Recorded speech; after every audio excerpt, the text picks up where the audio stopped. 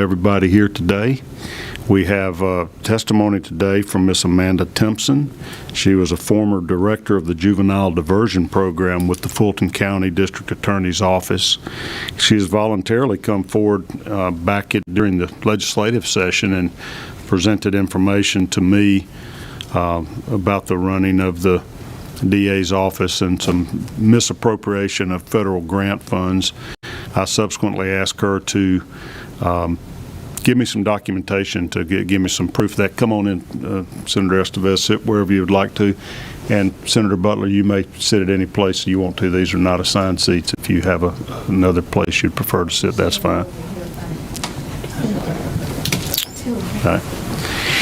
So I've looked at some of the materials. She has a notebook full of information here today, and I have not copied that. We have not put that into the evidence of the committee unless we'll find out what you have that is not privileged or confidential and that is relevant as we proceed.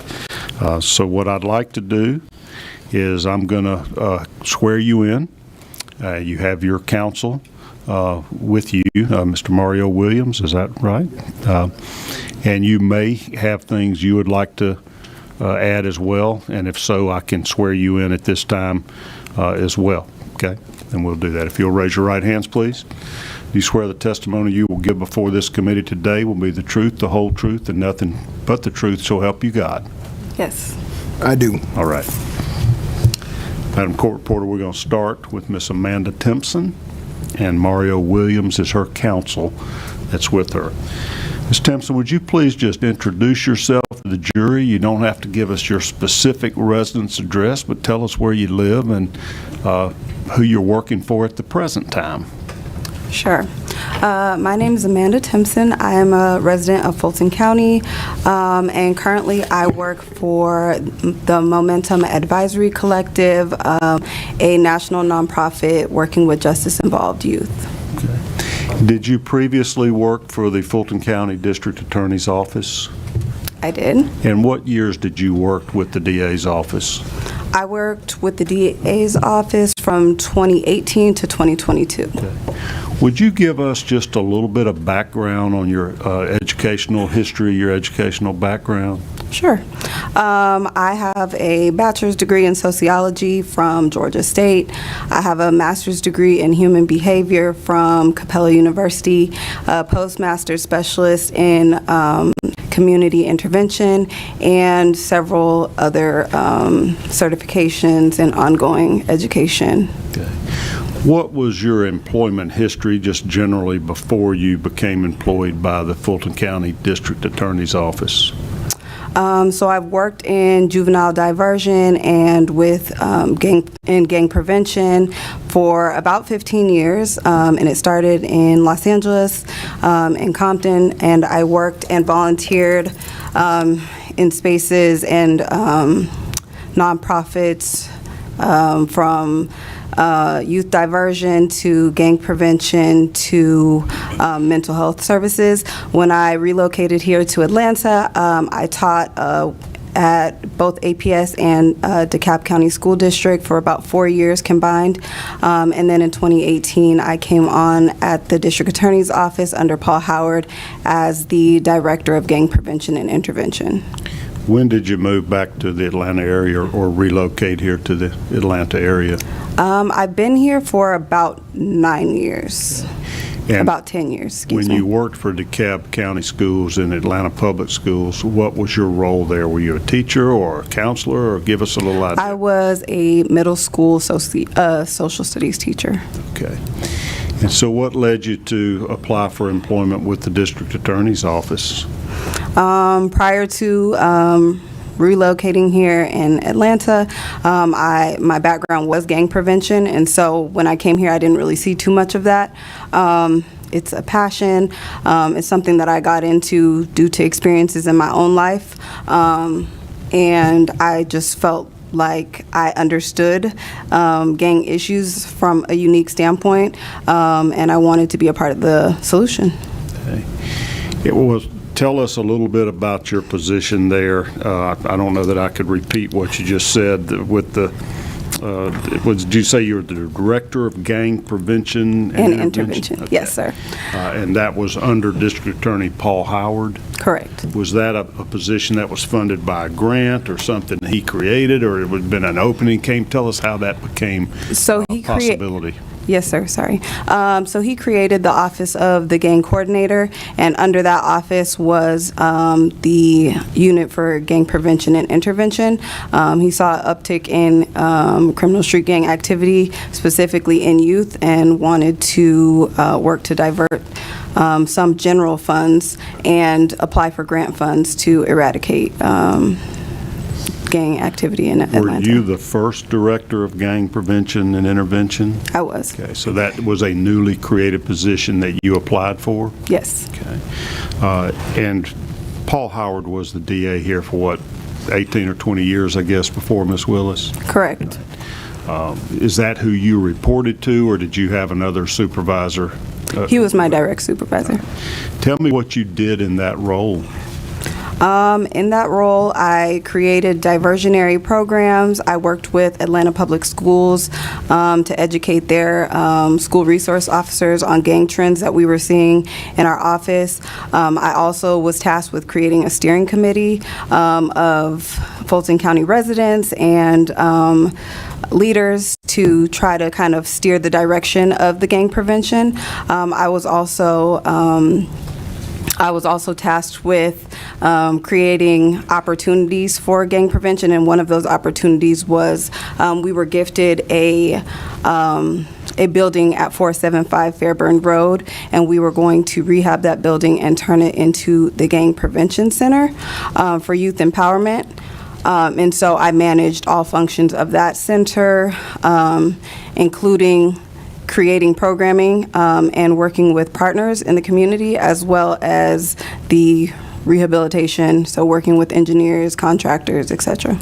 So you helped develop that center, get it retrofitted or refurbished or whatever for those purposes? Yes, sir. So that was a gift? Some citizen donated that for that purpose, or? It was actually donated by the county. I'm not sure exactly that process. It happened prior to me coming on board, I believe in 2017. The county gifted it to the DA's office, and the DA's office sought to create a gang prevention center. Okay. So that may have been one of the motivating factors for creating your position once you had a facility there for youth gang prevention and intervention or whatnot at that point. Absolutely. Okay. So tell me about the funding. You mentioned that there were some general funds from Fulton County, and then there were federal grants that helped fund your position in this program? So my position was funded fully by the DA's office. And there were general funds allocated to rehab the building. The grant funds were allocated specifically to fund programming out of this building. So when we applied for the grant, we applied for it with the thought in mind that we already had this building and that we already had funds to rehab this building. So we got it contingent upon the building being there. And give me an idea of the amount of the grants or where they come from. Federal government, some department, what's the? Yes, there was one specific grant that was specific to the building, and that was the the 2020 OJJDP Gang Prevention Grant, and so that was given to us in October of 2020, and the amount was $488,564, I believe. All right, so tell me what that stands for, OJJDP? The Office of Juvenile Justice and Delinquency Prevention. So was that something that you had a part in applying for that grant? Yes, I helped co-write the grant.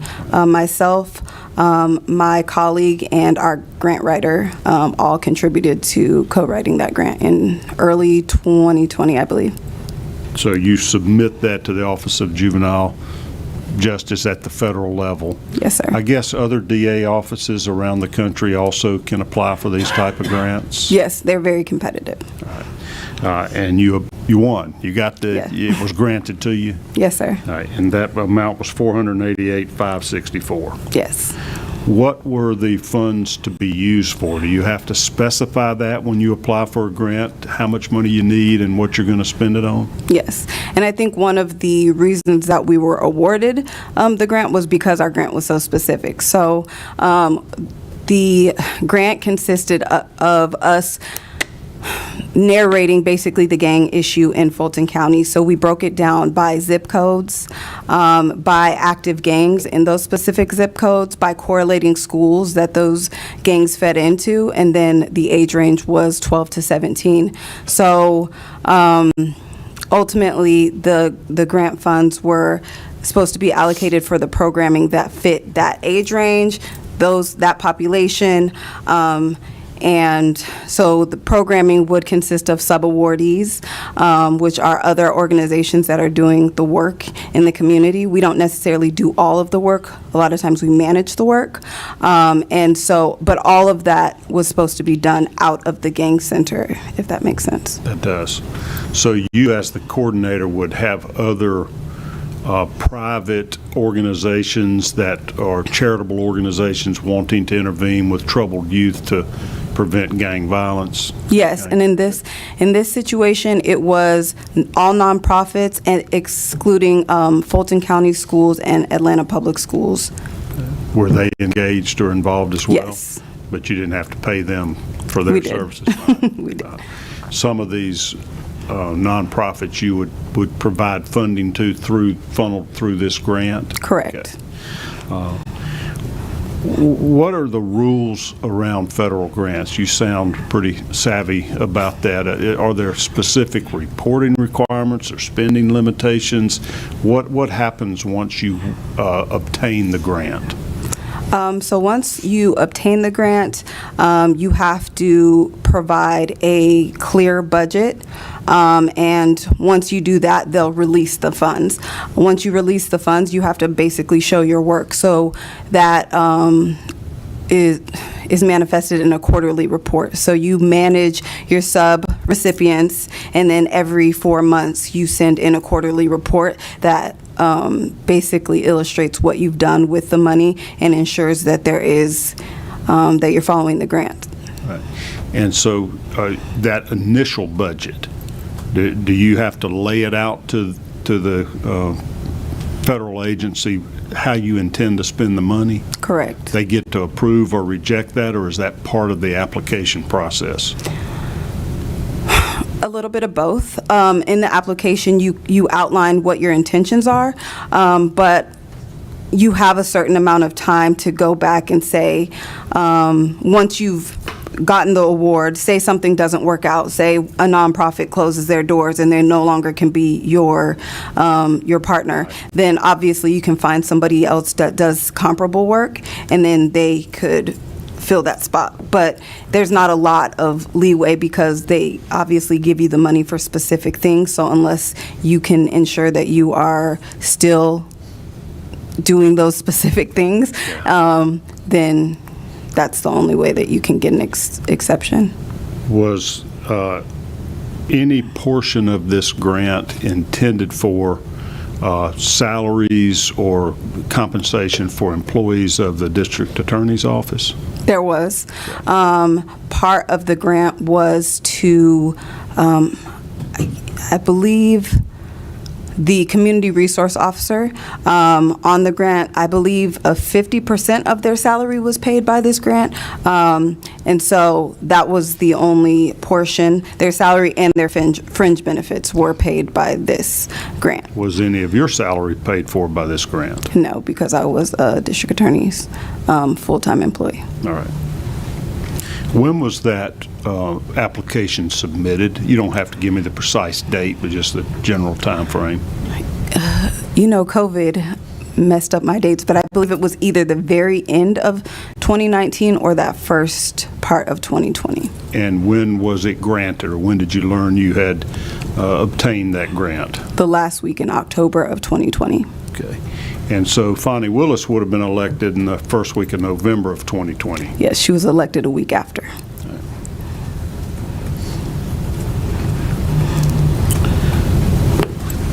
When was the budget submitted that you mentioned, or the spending plan that allowed the release of the funding? I believe that was in late January. Obviously, with the change in administration and it was still COVID, they understood and gave us some time, and I believe it was in late January. All right. The full amount was awarded, the 488? Yes. Okay. Now, as you are doing your role, are there other grants that you applied for as well?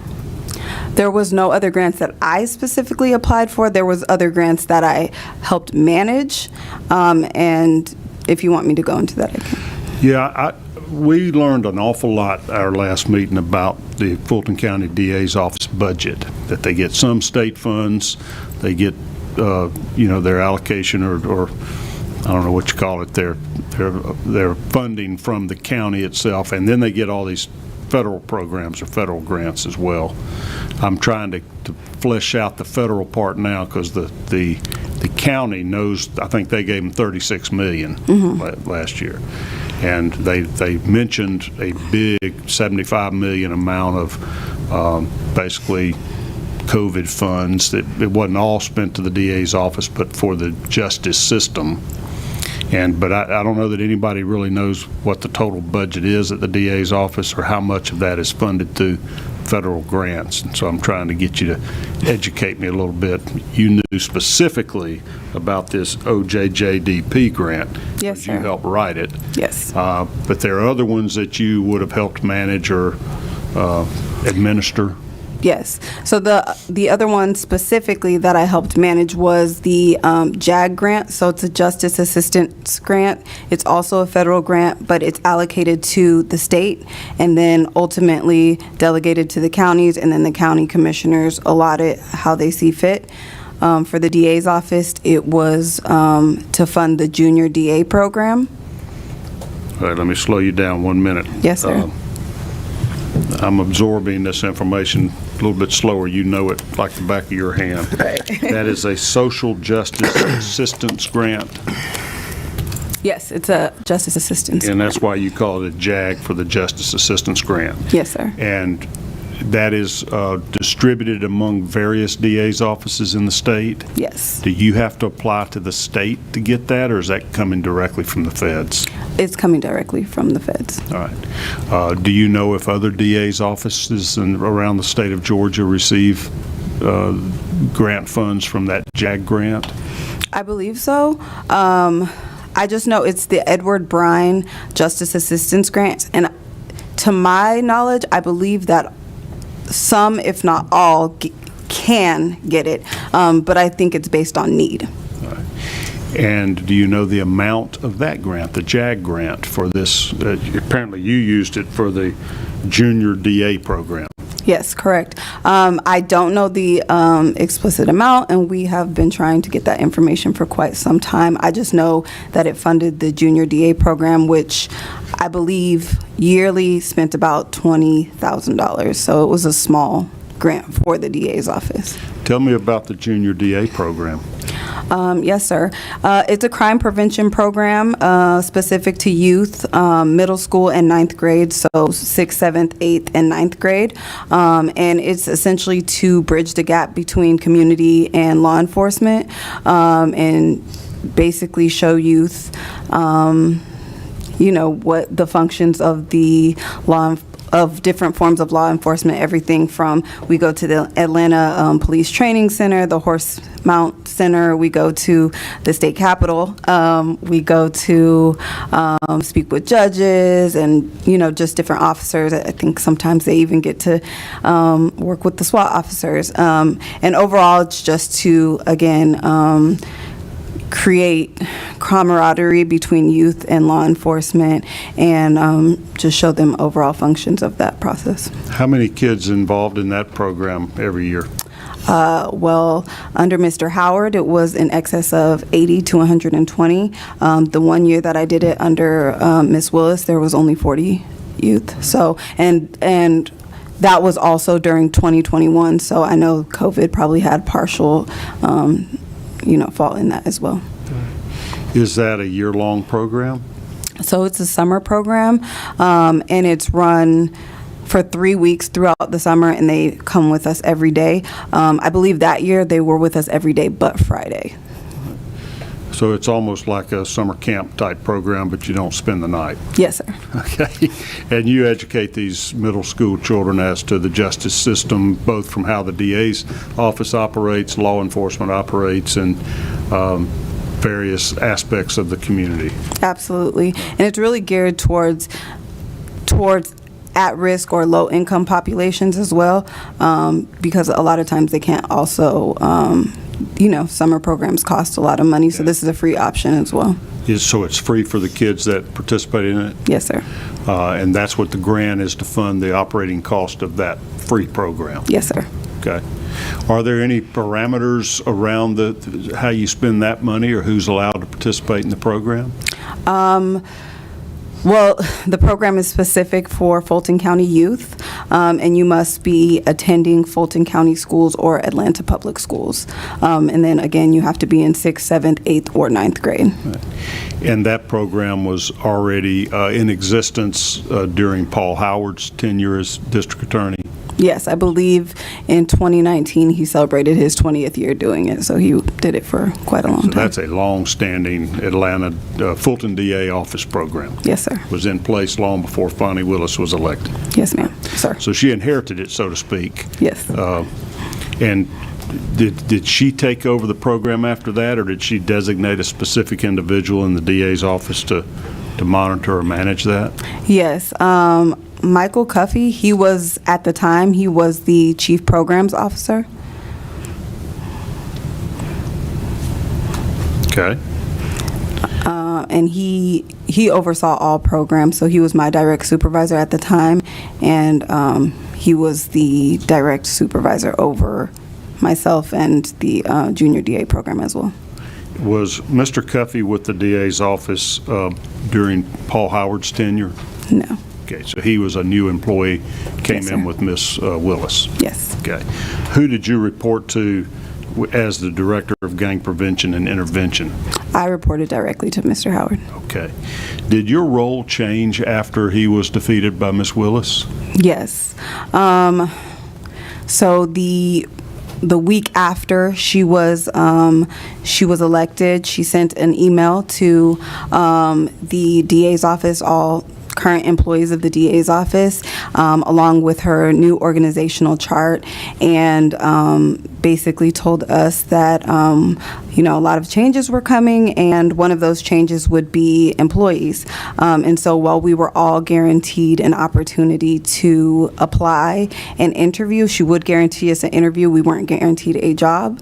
And so upon reviewing the organizational chart, I realized the gang prevention unit had been abolished. So my job was not there for me, even if I wanted it. And so I found 3 other positions and applied for those positions.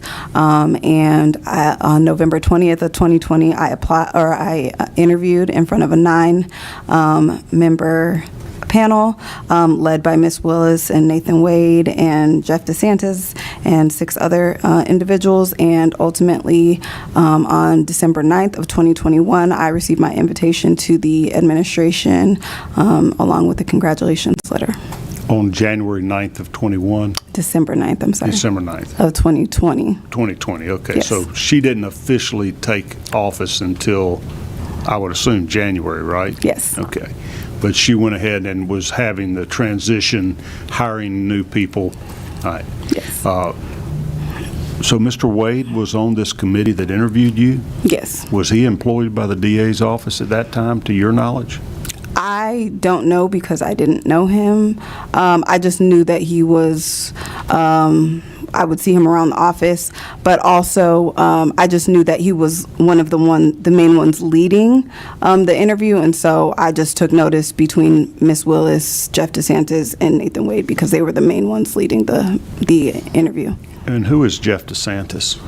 I believe he is her media personnel, but I know he's an attorney, but I don't know his exact title in her office. Had he previously been employed by the district attorney's office? No, he had not. So he was a new player in the game? Yes. Okay. So your interview must have gone well, It did. and you were awarded the job.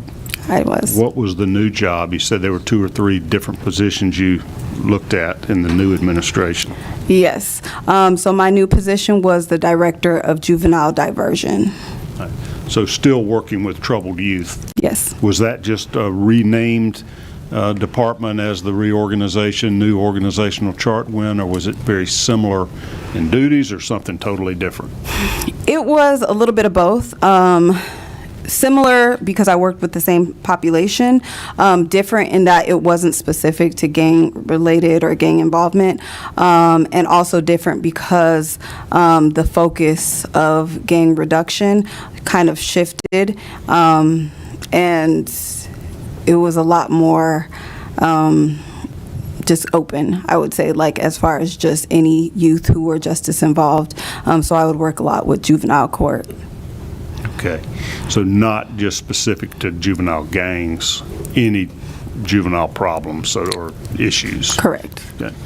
Now, same salary in the new position, or? Yes. Okay.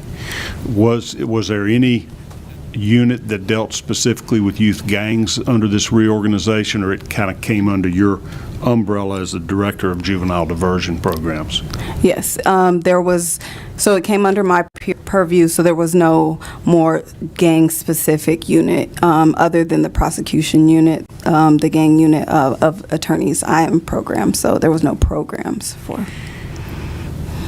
We are kind of learning as we go how massive the DA's office is. Do you know how many employees totally in the Fulton DA's office?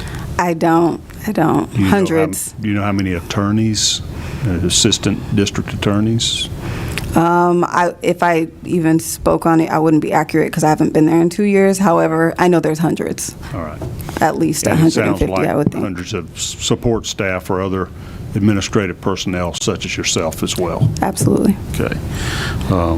So this is in this new positions when you began reporting to Michael Cuffey? Yes. All right.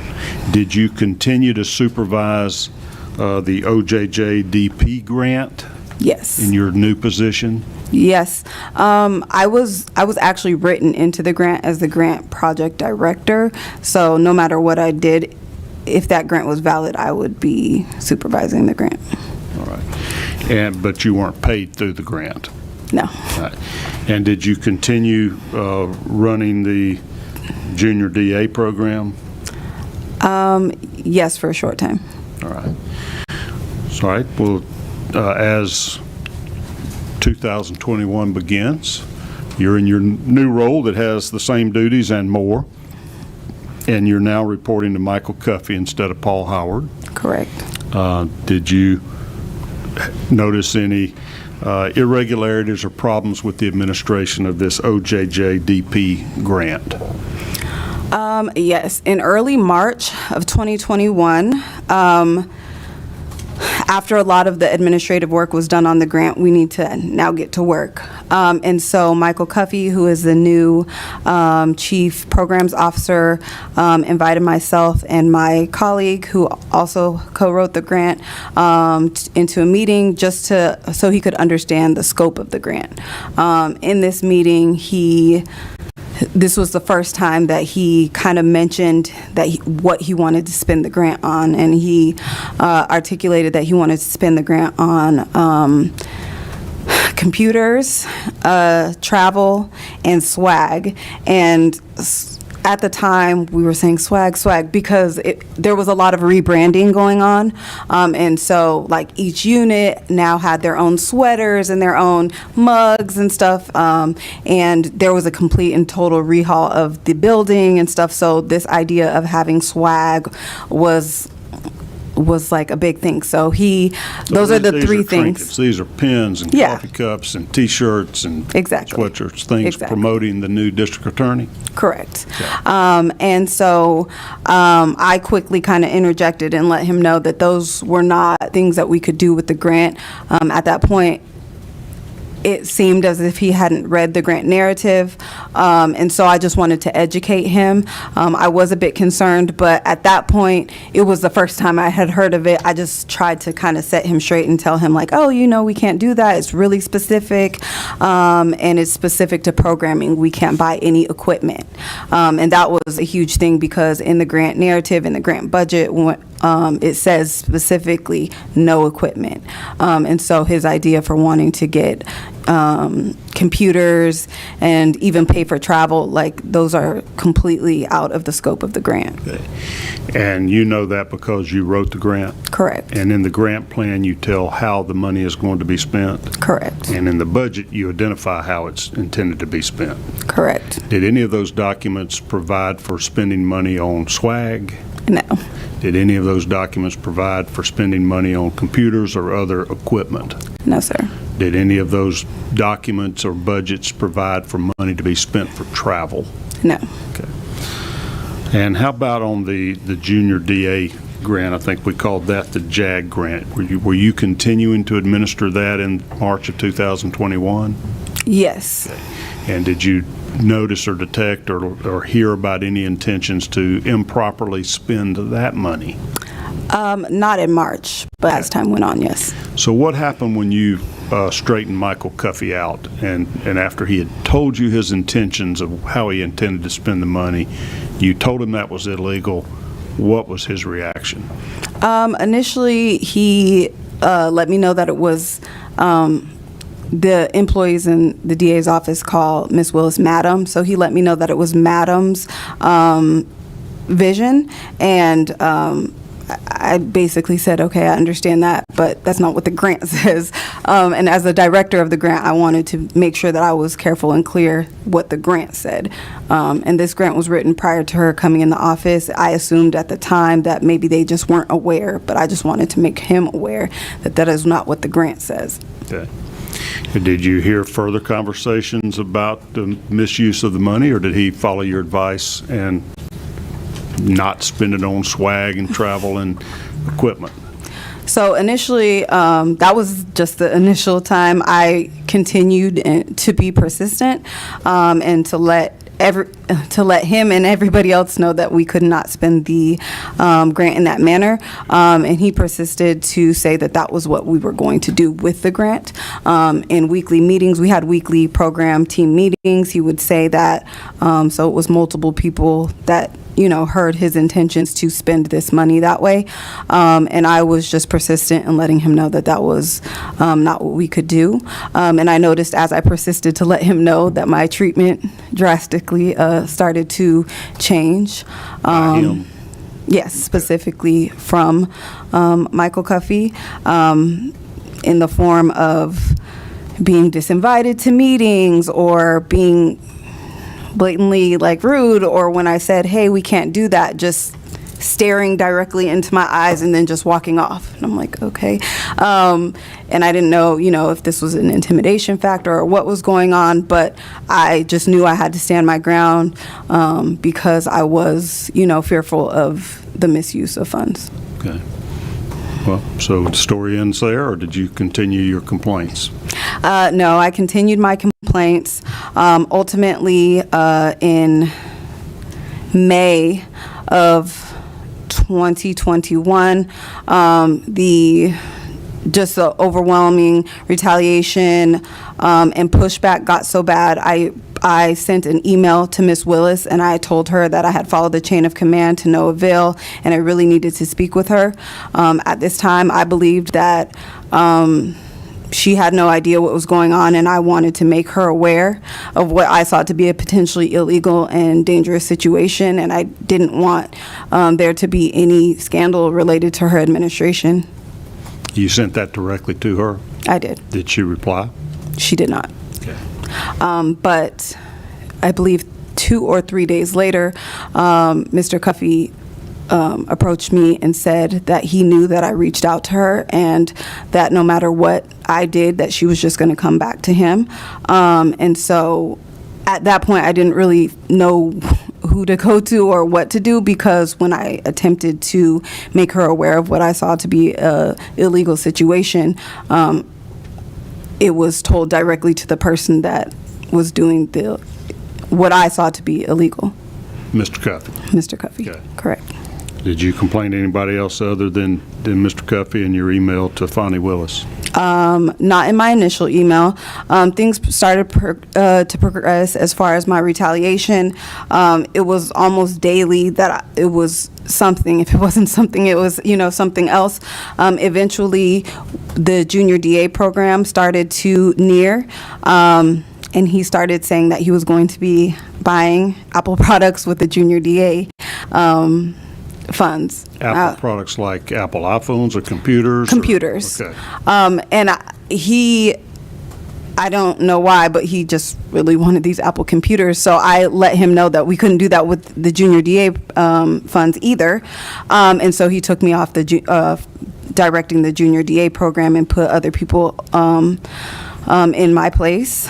And then eventually, when junior DA started in June of 2021, I noticed that there were youth in the program that were not Fulton County residents, weren't even residents of the state of Georgia.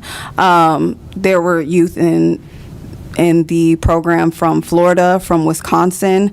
And so, of course, I questioned it. I felt like, our youth in Fulton County have so much need. Why are we not focusing on the youth in our county, especially when the grant and the grant application or the application to the program specifically say that must be Fulton County residents, must attend Fulton County or Atlanta Public Schools. So when I brought that to him, We're still talking about Mr. Cuffey. Mr. Cuffey, excuse me, sorry. So when I brought that to Mr. Cuffey, the next day I was told that we needed to have a meeting, and he attempted to put me on some type of a plan, like a professional development plan.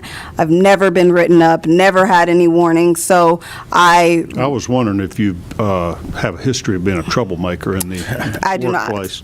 I do not. And in the evidence that I gave you, I also included 24 letters of recommendation from everybody that I've worked for in the past 12 years, including everybody here in Atlanta that I've ever worked for, saying the exact opposite of what's been stated of me.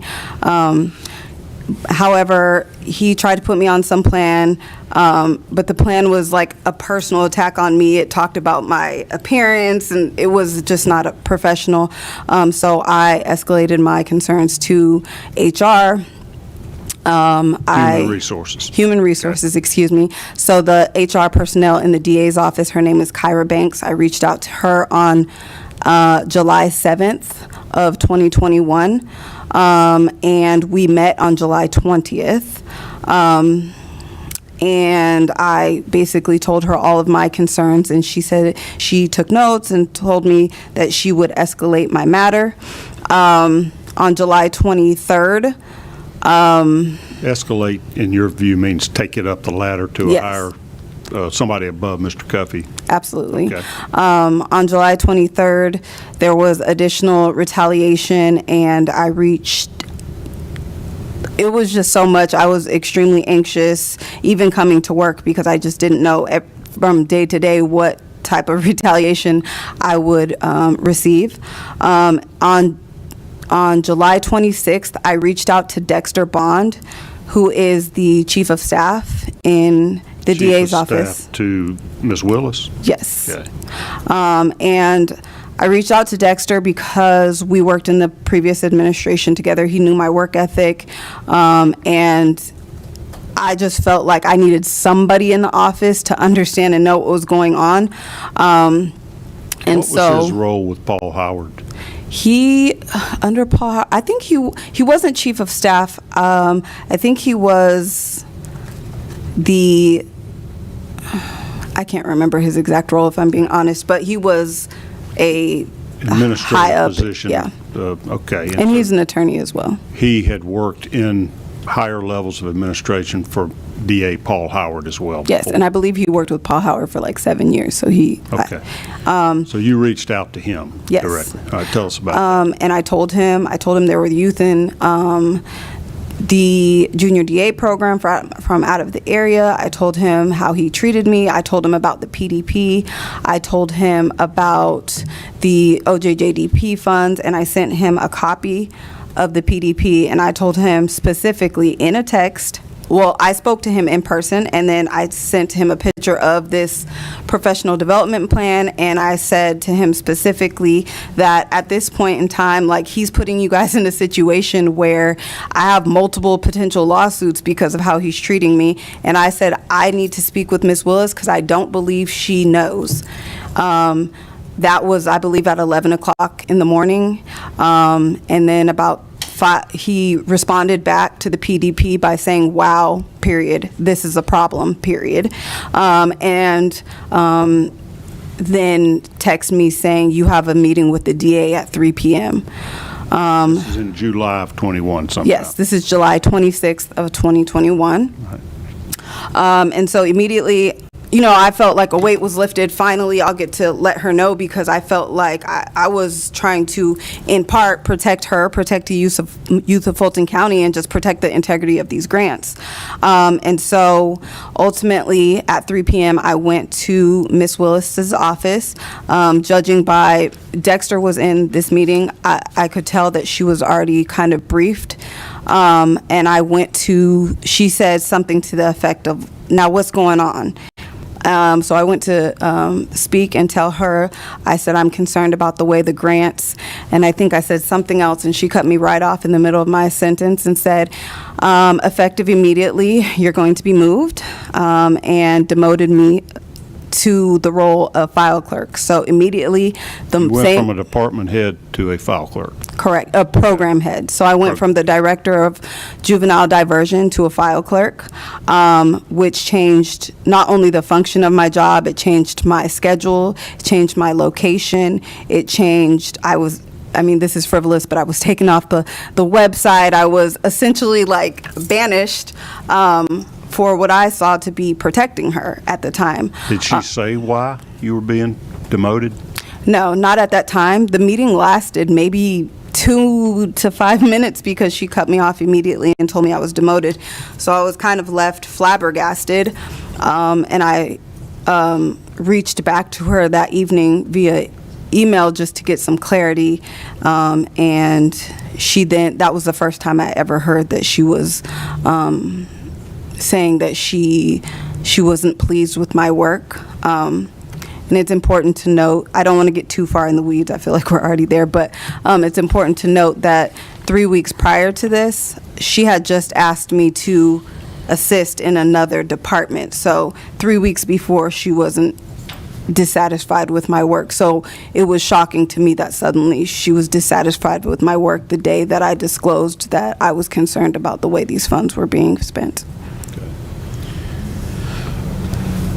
You have mentioned several times about retaliation. What type of conduct or actions were aimed towards you that you felt were retaliation?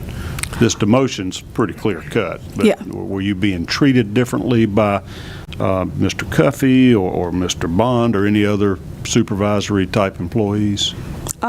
Yes. Treatment as far as, like I said, being disinvited to meetings, just the attitude of when I would ask for things or ask for additional like guidance or feedback, it wouldn't happen. I also, in addition to, I sent him an email because he was essentially stifling my work. I was completing tasks that Ms. Willis had asked of me in previous meetings, and I would be asking him like, hey, did you get this to her? Hey, I've had this done. Did you look over it? I'm waiting for your feedback. And I was just essentially put on the back burner. Also, like the PDP, the demotion was the first act from Ms. Willis directly. And then after that, because of the change in my work schedule and the change in my work location, I had asked for accommodations or a different setting because they were rehabbing. the building, and it was causing me some health issues because I have pre-existing existing condition. And I was told no, and told if I brought it up again, it would negatively impact my future evaluations, which would impact my employment. And about an hour later, my laptop was confiscated, so I couldn't work from home even if I wanted to. Sometimes I would come to work and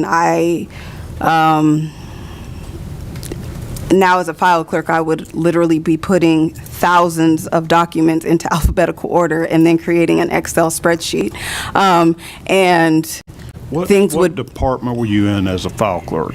Were you changed to a different department or just removed as program head and kept in that same juvenile justice department? No, I was moved to record restriction, and then ultimately I became the file clerk liaison between pre-indictment, pretrial indictment diversion for adults and the record restriction. So stuff I've never done or have any type of... Record restriction is what us old guys used to call expungement. Yes. From your record. Okay, now Yes, sir. they restrict your record so people can't see about your prior convictions or charges against you that you've resolved through a pretrial diversion program or first offender plea, something like that. Yes. Okay. Totally different than what you were trained to do, your interest, your background, and your experience under Paul Howard's office. Yes. Okay. And then I didn't receive any real training, so I couldn't go into certain systems. The only thing I could really do is put things in alphabetical order and put them into Excel spreadsheets, and that's what I did.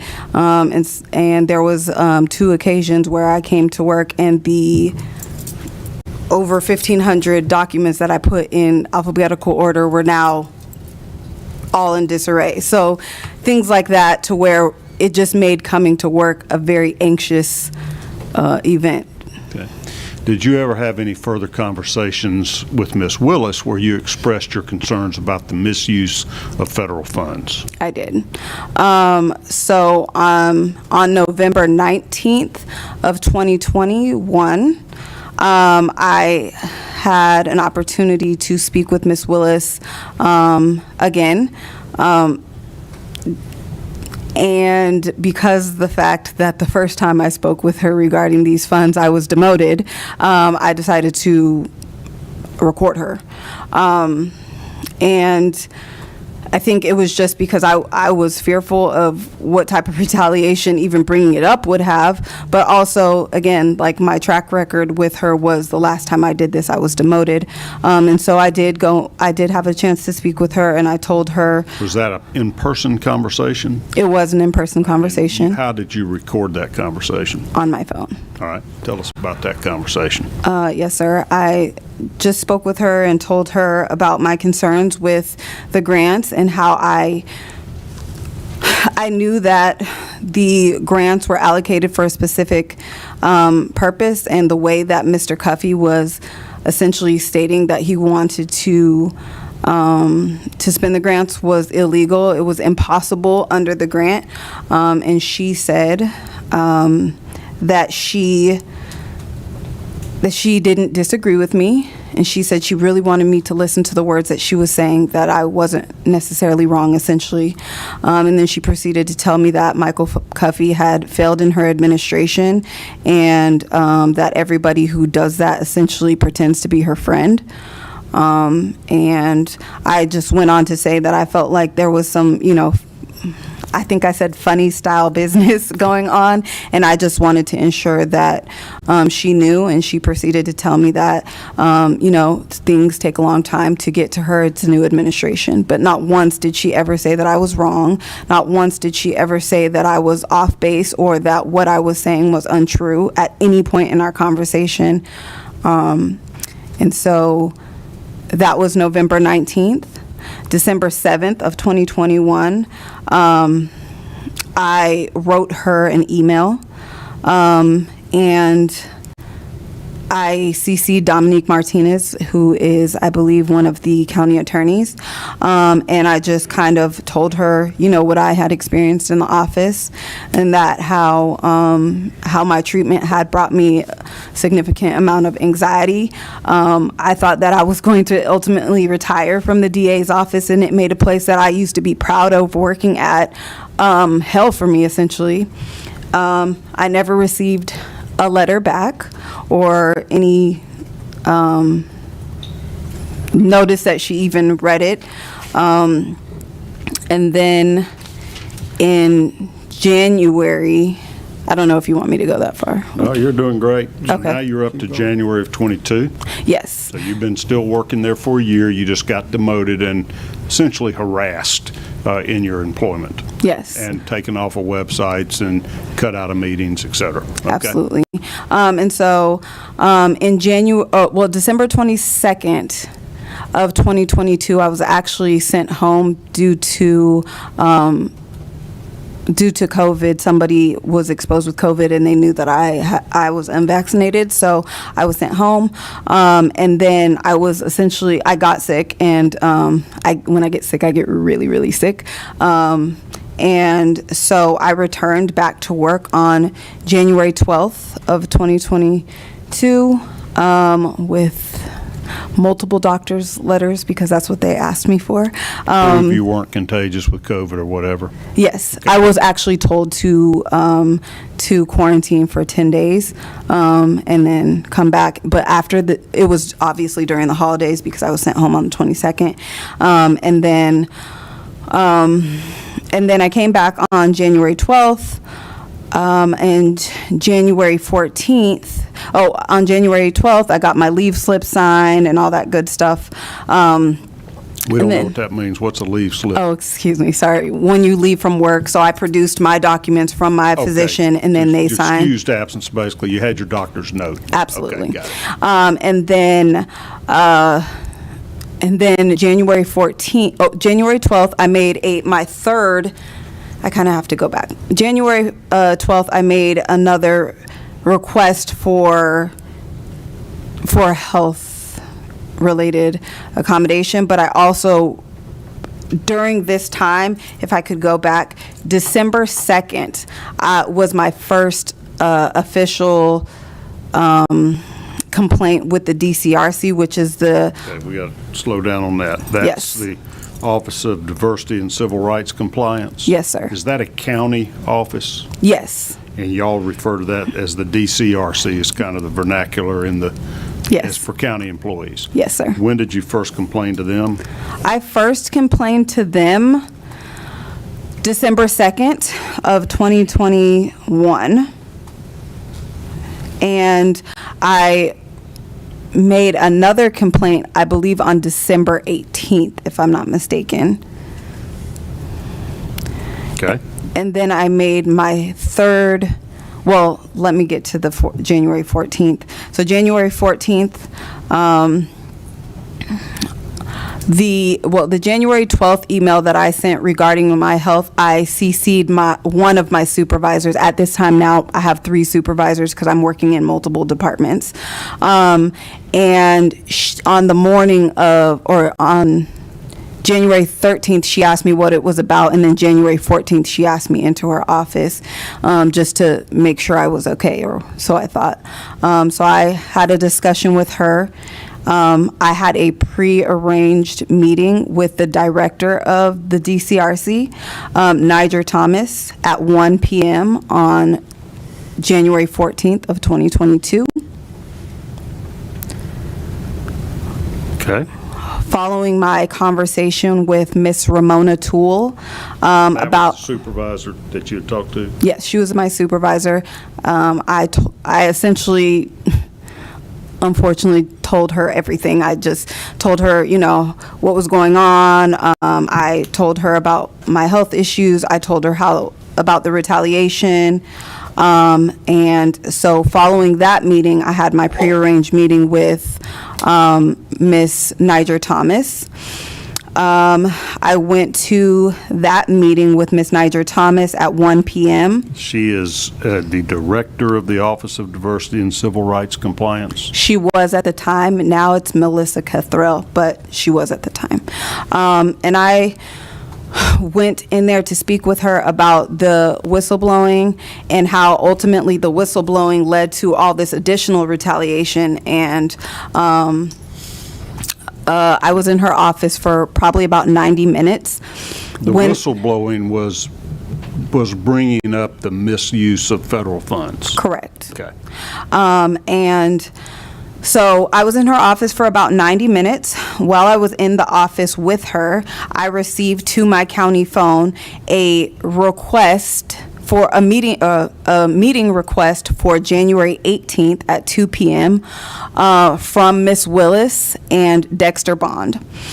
I told Ms. Niger Thomas in that meeting that I did not feel safe going into that meeting by myself. And she said that she would have a member of the Fulton County Human Resources Department accompany me to that meeting if I didn't feel safe. And I asked. Did Ms. Willis tell you in that phone text the purpose or the reason for the January 18th meeting? No, it was just it just came to my email from my phone, from my county phone. So it was an email. Yes.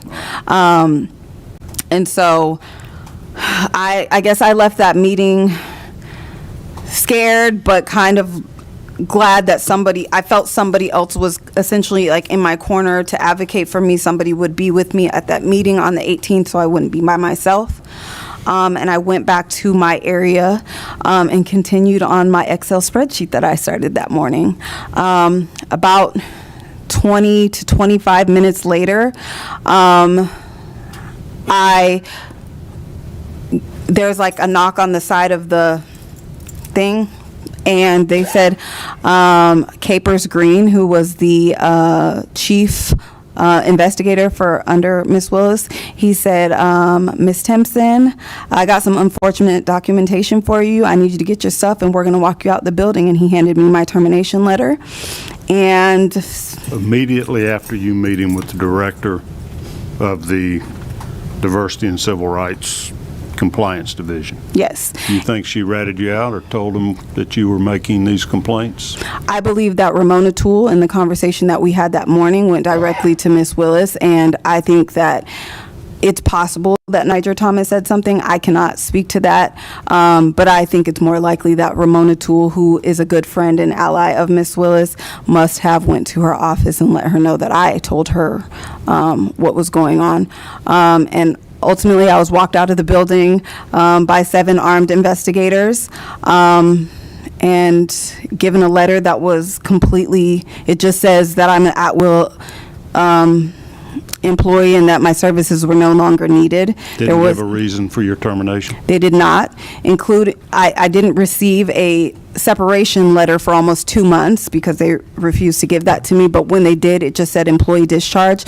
So I had no understanding to this day because ultimately the PDP that Cuffey had written was, Ms. Willis did say that was null and void. He didn't follow proper channels. There was no documentation. So there was I have never received a warning in the almost 4 years that I was at the DA's office. In fact, the opposite. I have received praises from both Ms. Willis and Mr. Howard. My entire time at the DA's office, I've never required or received any disciplinary action on any level outside of the retaliation and ultimate termination from my job. What are the DA's office's rules about retaliation for raising issues or whistleblowing or bringing irregularities to their attention? Does the DA's office have a personnel policy, or is it covered by Fulton County's personnel policy? My understanding is, well, at the time that I was fired, under Ms. Willis, they didn't have an employee handbook. That was something that was still being worked on, so there was no policy, so we fell under the Fulton County policy. And under Fulton County policy, it's my understanding that it's unlawful, just like it is in the state of Georgia, to retaliate against, demote, or provide any adverse employment actions against somebody who is blowing the whistle. Okay. And after that, you're out of work? So yes, after that, I'm out of work. As a last attempt at retaliation, the time that I had been out sick was now reported as leave without pay. That's what they classified it under. So I was for a while until I was able to correct it with Fulton County outside of the DA's office. So they took over, I think it was $4,000 of leave without pay. They kept me on as an active employee without pay, so I was unable to get any unemployment. And so just to keep myself and my family afloat, we had to tap into my retirement. Once my complaint was actually filed, Ms. Willis made completely slanderous and libelous statements against me. So anybody that essentially Googled me for a job would ask me in interviews, what is this about? And anybody who's ever hired anybody knows that it's already a gamble. So if somebody in a position of authority is saying that this person is inadequate, they may likely believe that. So it made my life extremely hard, and my family's life extremely hard. And just, for me, I'm here today to fight for my reputation, to fight for the youth of Fulton County, but also for the truth, because, I did everything that Fulton County requires me to do to be essentially protected. I did everything that the DA's office requires you to be protected, and I wasn't every step of the way. How many jobs did you apply to? I to get the job that I'm at now, I applied to over 1,000 jobs just so somebody would hear me enough for me to be able to get back into a position that was even halfway comparable to what I did before. And I've been, I worked it like I was working a 9 to 5. I applied and I made sure that every single day I was intentional about what I was doing so that I could mitigate what had been done to me and make sure that me and my family were okay. How many months were you out of work? I think total it was 5, but then after that it was the initial job that I got was just a floater job, essentially to make sure we didn't lose our home and stuff.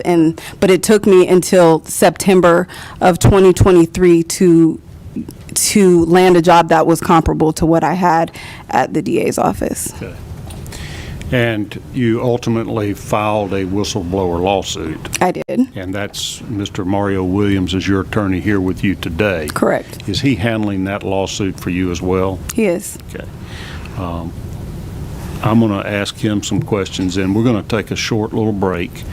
You have mentioned a number of documents. You've got a gigantic stack of them there in your notebook. Yes. I had an opportunity to review some of that, and there's a few that I'm going to get the Secretary of the Senate to make copies of that we may want in evidence before this committee. Yes, sir. And when you come back, I'll have you identify those, and we'll mark them, and we'll send them out to members of the committee. Everybody can have one.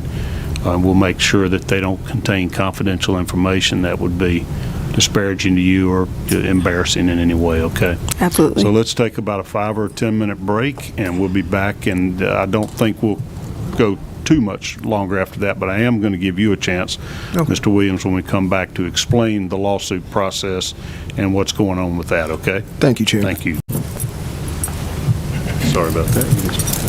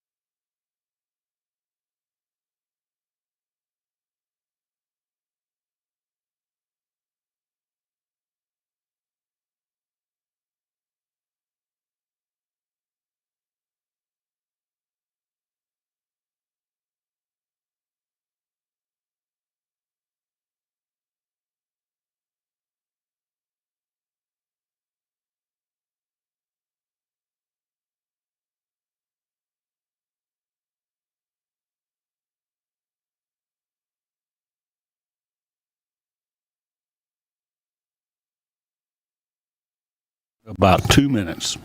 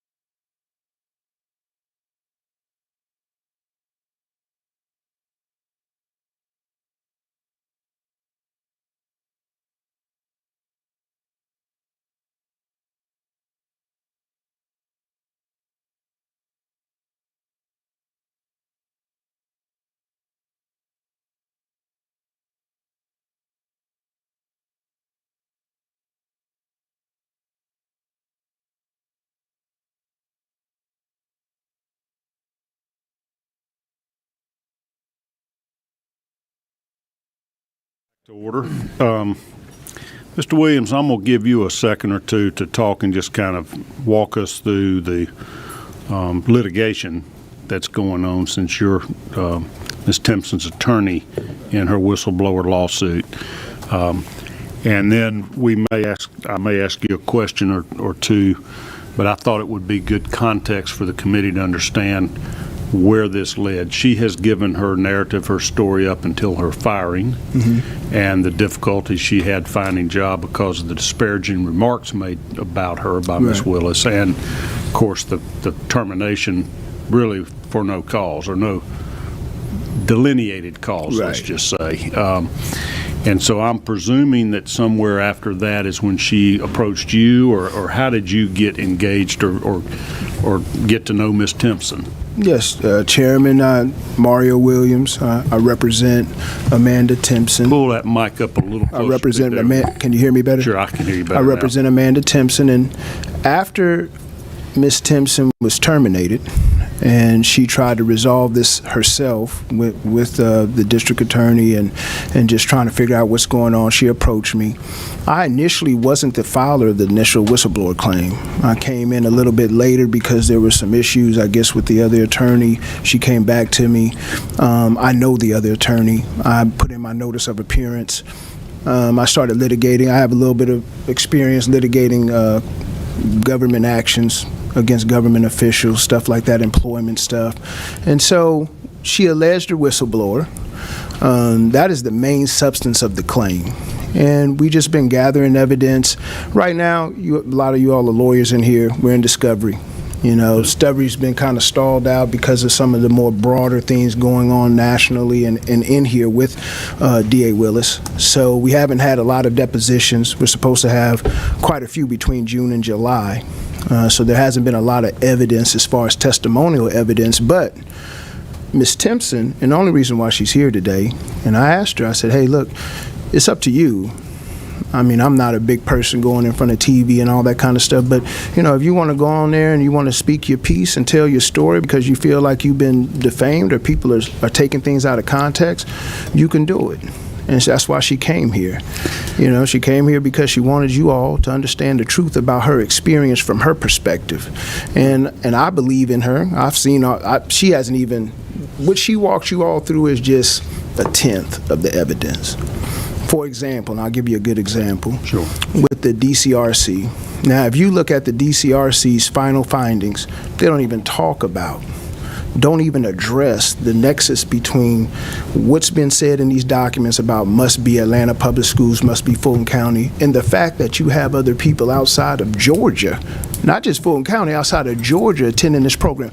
Never discussed, never documented. Instead, what they say is, off record, because that's the way it works, off record, hey, Amanda, you're right. We're a little concerned that you got perp walked out of a building within 20 to 30 minutes after you met with us.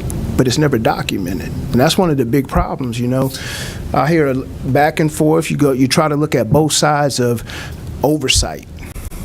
But if you can report something with that kind of evidence and then it's never documented at all, then there's a failure at the county level that needs to be adjusted so these type of proceedings are getting to another level or another government regulatory agency can actually get justice.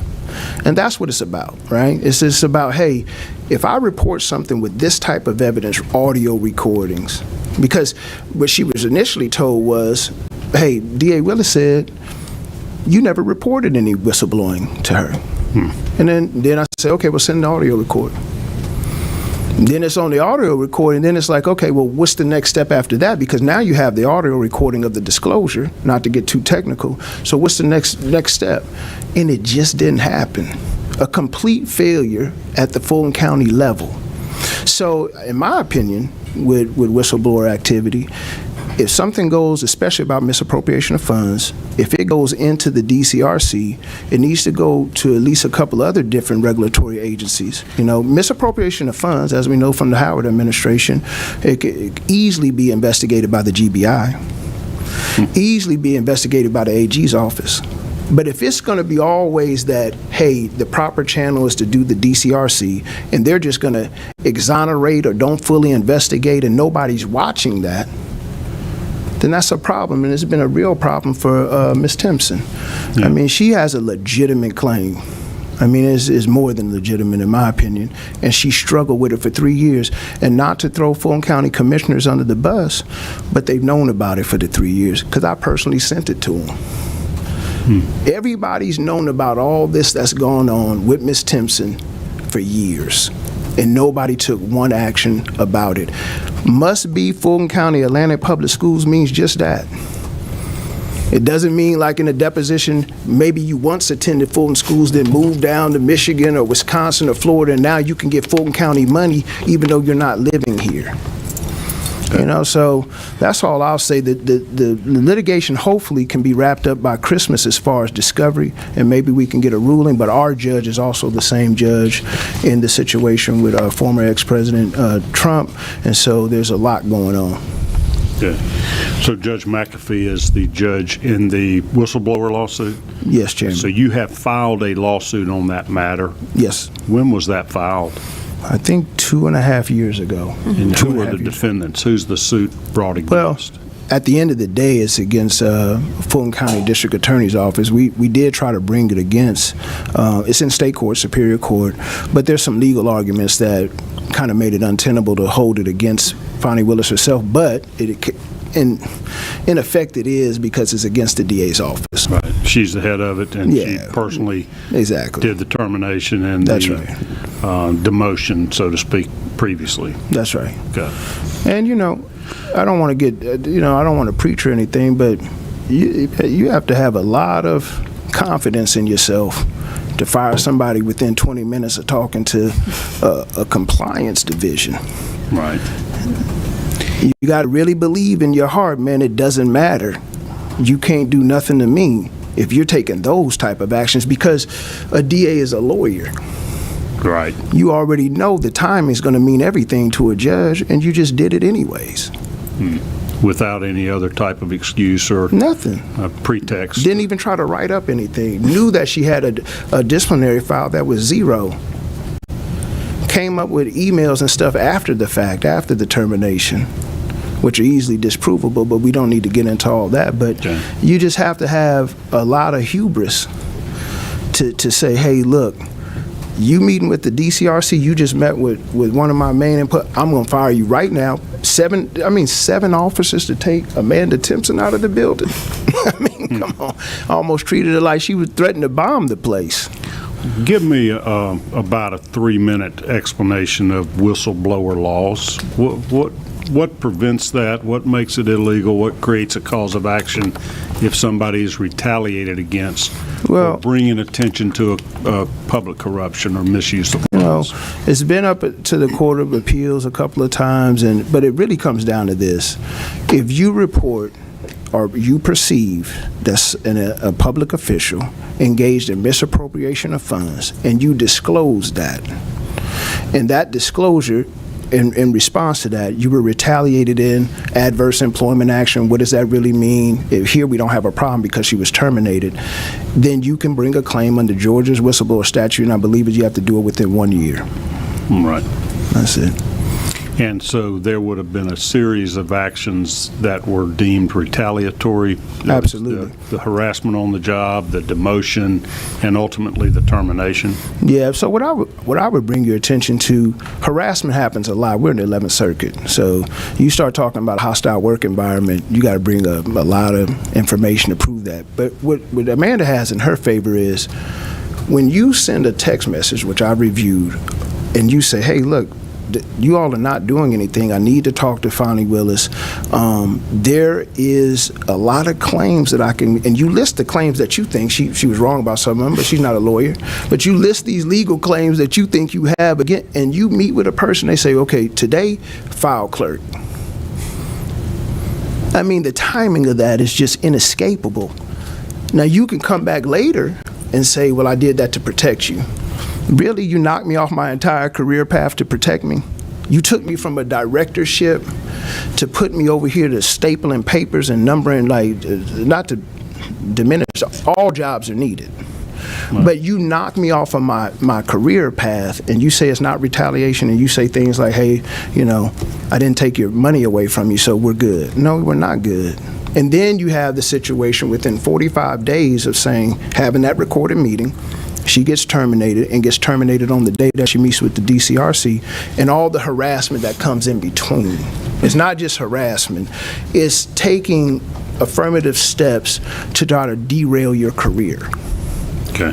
And they effectively did that. I mean, look, you all know about economic damage experts. My economic damage expert, and this is kudos to Ms. Timpson, said, hey, I've never seen anybody mitigate a job loss like this. I hate to even give you this low number, Mario, but I got to give it to you because she did such a good job of getting right back on the horse and riding and trying to get a job for herself. The 1,000 That's right. applications for jobs. Yep. Okay. So that's where we're at. All righty. So this lawsuit was filed then back in 2022? Yes. And have depositions been taken? You mentioned discovery. That's request for production of documents and interrogatories and depositions. How much has been done? I think we've had one or two depositions. We've sent out 30B6 notices, request for production of documents. We had ESI discovery, so that always takes a while, especially with some of the cyber attacks that have been going on. And we're looking at trying to wrap this up discovery-wise in probably August. Has the DA's office been cooperative with discovery? No, and I'm going to tell you why I say that. You know, in Georgia, and I've done this many a times, you can actually do open records requests while you're in discovery. Now, it used to be you didn't even have to notify the opposing counsel, but then they changed it and said, look, you can't just be going around our back doing this. So I did one, notified opposing counsel. Fani Willis' office has not responded effectively with the documentation to this day. And all I asked for, because it became an issue in the case, which is an issue, but hey, we have the right to spend the money the way we want to spend it. It doesn't matter that it says must be attending Fulton or Atlanta public schools, given to Fulton County for Fulton County residents and students. So I said, hey, show me that. And you all have the deposition. I said, hey, show me that. Show me where it says in the grant itself, you could do whatever you want. It doesn't matter that it was given to Fulton County schools. If you wanted to go to Alaska and get a student from Alaska, you could do it. Show me that. We can't get an answer about that, really, except for when the depositions, I say disingenuously answered a question and said, I just interpret that to not mean only Fulton County students. Okay. So let me point you to a couple of things, and committee members. One of these documents on top is called a project narrative.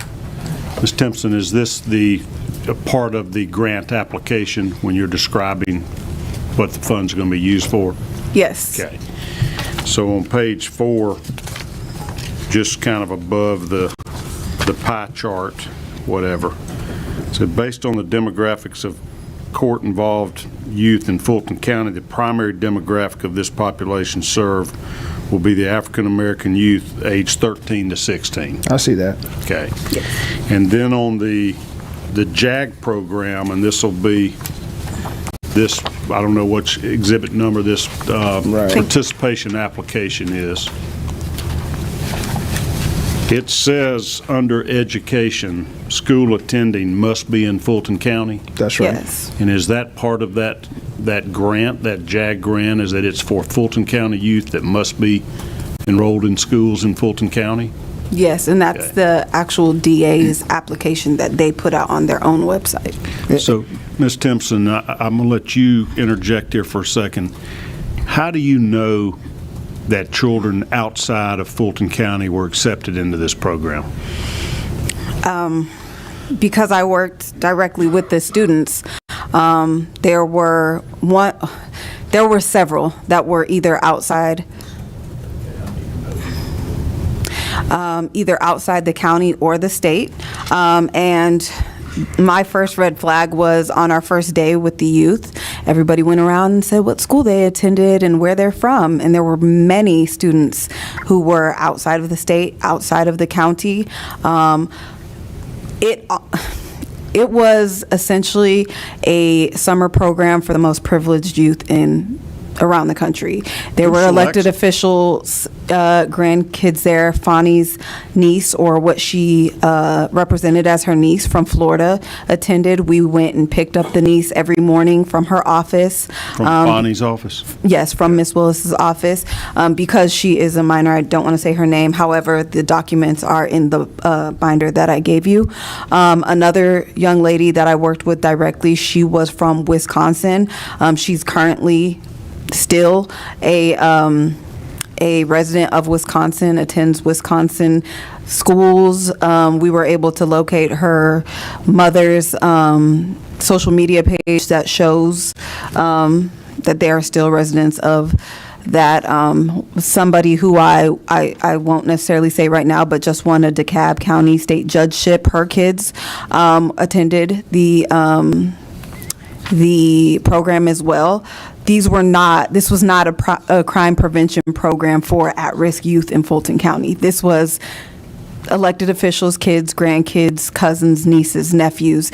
And this was during the time when so many people in Fulton County were hollering about the dismay about the water boys. But what were we doing when we were given this money for these youth, but watching them on the news?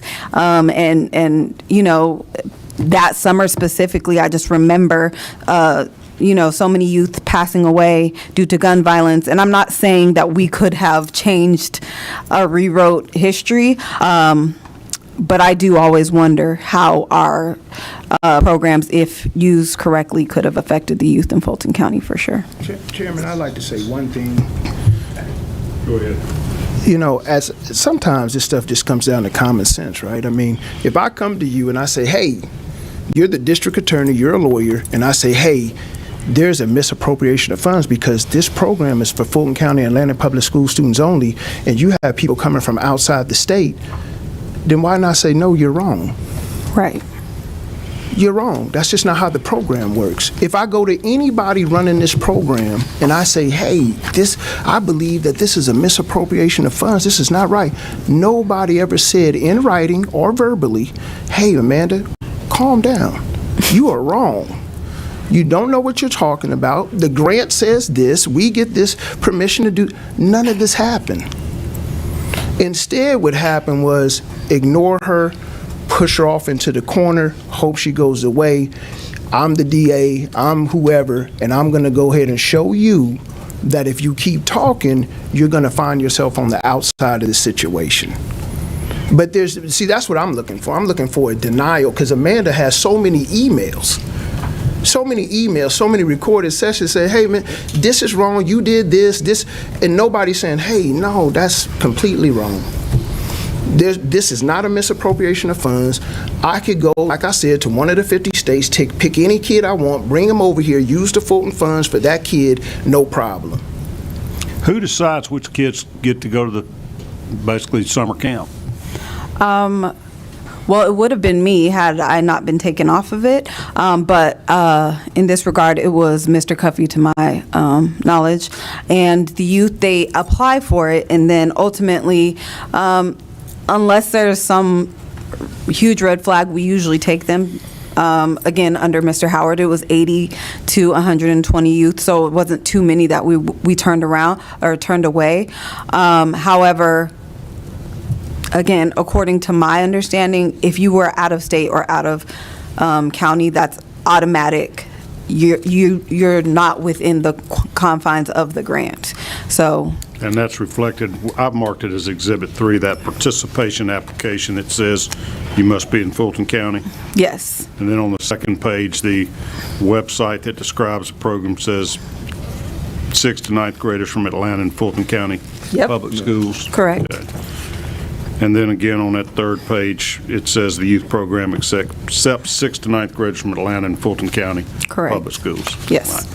So there is another exhibit that you gave me, number 4, is the last page in our little thing, junior DA funding breakdown. Yes, that's You got correct. that? Yes. Tell me, what's the significance of this? This was an invoice that was sent internally from the grants division. As you see, Michelle Henry sent this email out. And as you see, the second line says this is for junior DA programs funding breakdown, and this is for 2021. Line 2 says 27-inch iMac computer valued at $1,799. Line 3 said Zoom small teams. It was like for a Zoom credentials valued at $2,120.25 for a total of $3,919.25 of the the junior DA program was spent on those items. So it's your contention those items are not permitted under the grant? Correct. Another just kind of concern that I had is that it shows $12,500 was spent on blazers and patches for 125 students. But in 2021, we only serviced 40 students, so I'm not quite sure why we spent that much on 125 Blazers. Got it. Okay, on Exhibit 2, it says budget summary at the top of it. Yes. Where did that document come from? So Exhibit 2 is not Junior DA. This was the OJJDP grant, the one with the project narrative as it correlates with Exhibit 1. And this is the budget summary for the OJJDP grant, which is the $488,000 grant. And I've highlighted line D where it says equipment. And then you can kind of follow it over, and it says 0 equipment for all years of the grant. So you didn't ask for money to be used for equipment? No, there was no money for any equipment. And when the budget was provided before they released the funds, it showed you would not be spending any money for equipment? Correct. Okay. And if you see the page behind it, it does say Gang Prevention Program. It says grant. Up there in the upper left-handed corner? Correct. Okay. It says, but if you see at the bottom, it says District Attorney Grant, and then unit, it says Gang Prevention Program, so that was the OJJDP grant. And this says $1,245 to Dell Marketing, which would have been non-applicable for the grant. That would have been a Dell computer? Yes. Some type of computer sold by Dell? Correct, and that would not have been in the confines of the grant. So that was your point for bringing this, to just give us an example of if one really specific. We know this proves that a computer was bought, it was spent from money from the grant prevention program. Correct. The gang prevention program, from your grant. Yes. Okay. And this is what you brought to Cuffey's attention. Before he did this purchase, you said you can't do that. Yes, that's correct. And then you went and told Fani Willis the same thing. Correct. Okay. And that's when she told you what? Let me be very clear about this, or listen to what I say? What? Yes. Okay. She said that, I hear what you're saying, and I'm not saying that you're wrong. I want you to really listen to the words that I'm saying. So at no time did I told her in that audio recording that the grant is very specific. We cannot do that, and that was her reply. Okay, I got off track, Mr. Williams. So No problem. you were telling me about difficulty obtaining the documents in the discovery process. Yeah, Did so- you also submit requests for production of documents to the DA's office in that Yeah. litigation? Yeah, we have that, and we're waiting on some documents. Now, opposing counsel in the case been fine. I mean, I go way back with Miss Hannah Rita, and she's good to work with. It was that open records request that just kind of, I said, hey, I can get this thing in 3 days, or you got to give me something, give me a good reason why I can't.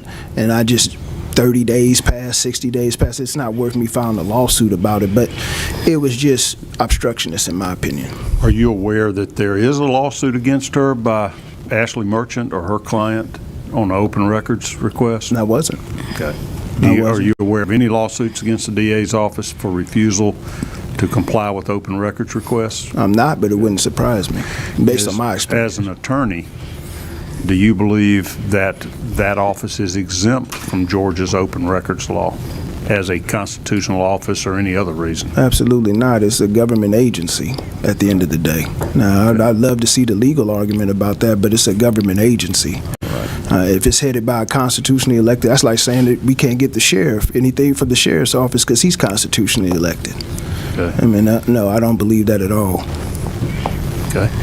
Anything else? So that lawsuit will be going through the process Right. as you're completing depositions this summer. That's right. Will Ms. Willis be deposed? She is. I think her deposition is sometime next month, towards the end of next month. Okay.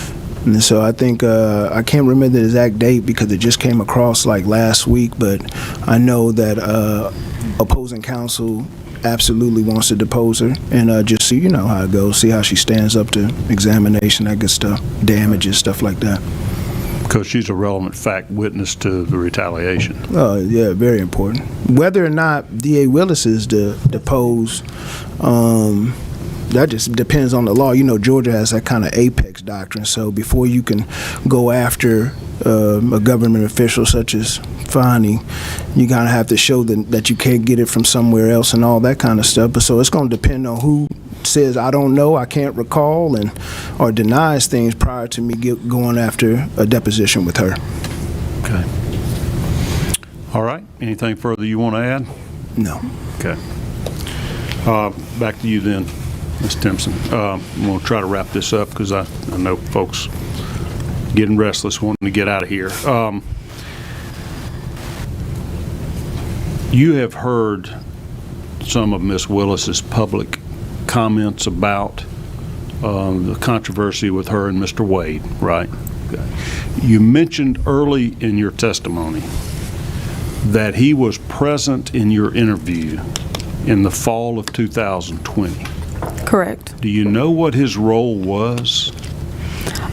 He was a member of the Transition Integrity Team. That's what she called it. She ran on this Integrity Matters platform, and so they had her transition team was called the Special Integrity Transition Team, if I'm not mistaken. Yes. And to your knowledge, was he present in all the interviews for the open positions that people had to reapply for? He was in all the interviews of every single person that I've spoken to that I knew in the DA's office, yes. Were you aware of any personal relationship between Mr. Wade and Ms. Willis back at that time when everybody was interviewing in, sounds like the fall of 2020? No, I just knew he was somebody important because he was leading the interviews, but I didn't know any personal relationship or anything. I just knew he was clearly somebody that she knew and trusted. And did you ever learn of any personal relationship?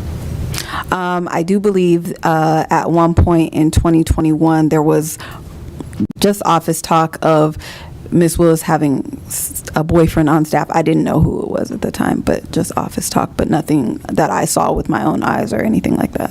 Do you know what the DA's office policy was about basically having a relationship with co-employees or supervisors and their employees that had to report to them?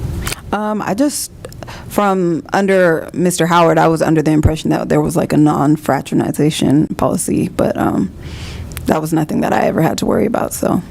Okay.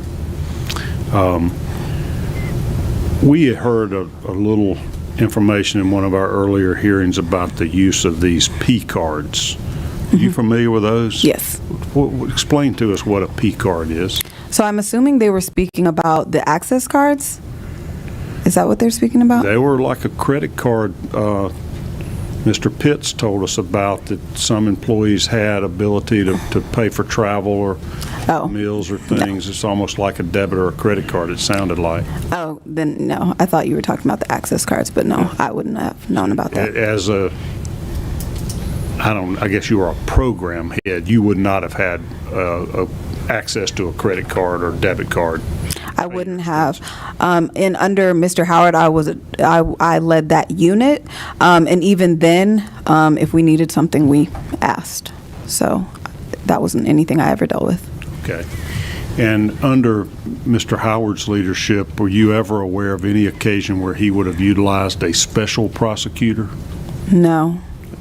You ever hear of anybody other than employees or assistant DAs that assisted in the prosecution of cases under Paul Howard? Not that I'm aware of, no. All right.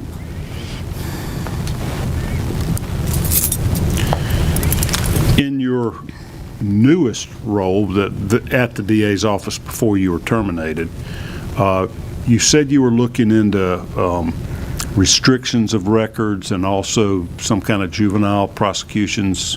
Well, tell me again exactly what you did. So it wasn't juvenile prosecution. It was actually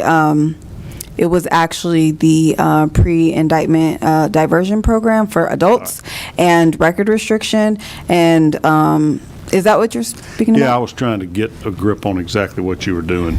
I literally was just putting things in alphabetical order. There were actually some documents from, I guess, under Mr. Howard that went back all the way to the 90s that I was tasked with putting into alphabetical order. So really busy work, essentially. Did you get any gauge of what type of backlog there may have been in prosecutions that the DA's office was facing there? I guess this would have been during 2021. No, I did. I was aware that there was a backlog due to COVID. And I also, I can back up, because I did hear from an attorney that was in the office that no longer works there at one point that they were just doing a lot of pleas to cut down the backlog. But that's all I ever heard. And because I'm not an attorney, I didn't get into the weeds with that. I just said, oh, okay. Okay.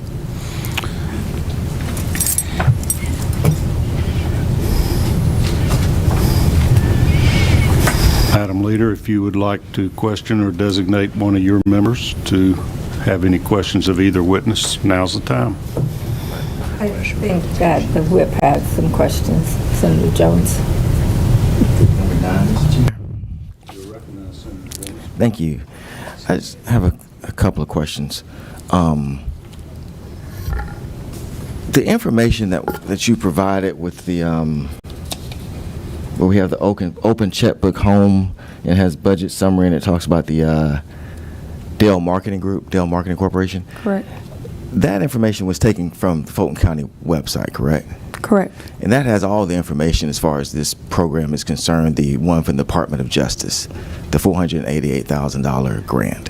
I wasn't able to find everything. Also, some of the documents that I did find actually are very much conflicting with the actual grant narrative that I helped author. So I'm not sure if they, what type of changes happened after I was terminated, but from what I authored or co-authored, they're not in alignment. So you, and I understand this, I don't care about the fact that you did this, but you established a GoFundMe page, correct? Correct. And on that page, you actually have various links that persons can go to at Yes. the end of it, right? Mm-hmm. And one of those links, the headline of it is from the Free Beacon, Mm-hmm. and it says that basically emails say that you were a good employee. It was like Fani Willis says she's a bad employee, but emails tell a different story. Okay. And it cites an email that basically they were going to give you an award. You remember that? And so you're the one who established these links in your GoFundMe page. I copied and pasted them Correct. to ensure whoever was kind enough to contribute to that to legitimize it, because at the end of the day, I want people to know that they're giving to something that is serious and is honest and true. So yes. Right. And so you read those articles. The articles that you linked, you read them. Yes. Okay. So the article that I just cited, within that article that you said you read, links us to the Fulton County website as far as this project is concerned, the $488,000 project. Okay. And so you actually are directing people to go to this website to read this article, which then has a link. So I understand you're saying, well, you don't necessarily know what's in there, but you, to some extent, are adopting this link because you're putting it in there. And that link from the Free Beacon goes to the Fulton County website. And my point is that in that website, whether you agree with everything that's there, all parts of that project are on that website. It talks about sub-report MOUs. Are you familiar with that? Yes, and I believe there's been some issues with those MOUs and how they were actually spent. So while I respect what you're saying, I also linked several others. So not one is more special than the other, but it's not. But it's open there. It is there, correct? correct. For anyone to read. Absolutely. Have some understanding of what the project is about. That's my only point. You can have a disagreement with it, but it's there. Yeah. Okay. But right now, the sub-report MOUs, and what I'm trying to ask you is that, can you explain? I'm actually going to give you an open-ended. Can you explain what these sub-report MOUs are? Sure. Yes. The MOU is a memorandum of understanding between the sub-grant awardee, which would be an organization that is going to assist in doing the actual work of the grant, and the DA's office. And there's various sub-grantees, I guess, or grantees that exist part of this. Do you know what those names are? I have them. Do you know of them offhand? Yes, I believe. Okay, go ahead. Yeah. Chris 180 is one of them. What is that? Chris 180 is a mental health nonprofit that works with youth and families as a core provider It's one of the largest core providers in the Atlanta area.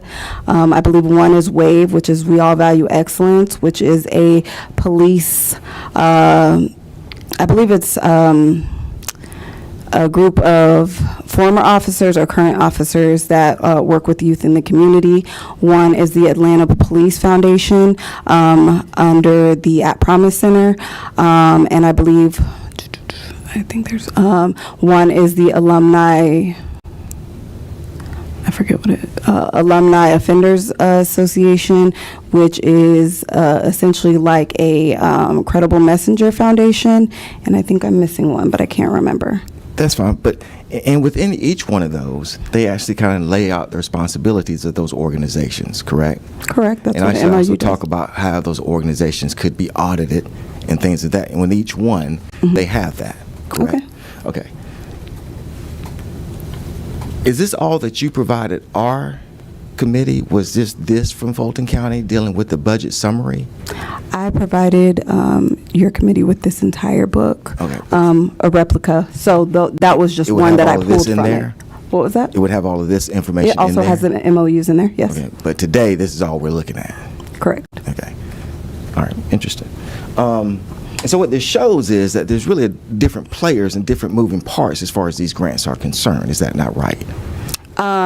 It does, but one thing I do want to highlight for you is that when we created, or when I co-wrote the grant, we had Fulton County Schools and Atlanta Public Schools as one of our sub-grant awardees, and to this day, Chief Applin has never received anything other than what he gave an MOU and expected money to be able to teach great to 4th and 5th graders, and has been waiting for 3 years to teach them gang reduction education and training, and has not received that money, never received anything saying he was no longer going to get that money, and the same with Fulton County Schools. So what I understood it at the time when I blew the whistle, at the time and prior to when I authored this grant, was that we were going to be giving money to Atlanta Public Schools and Fulton County Schools to make sure that we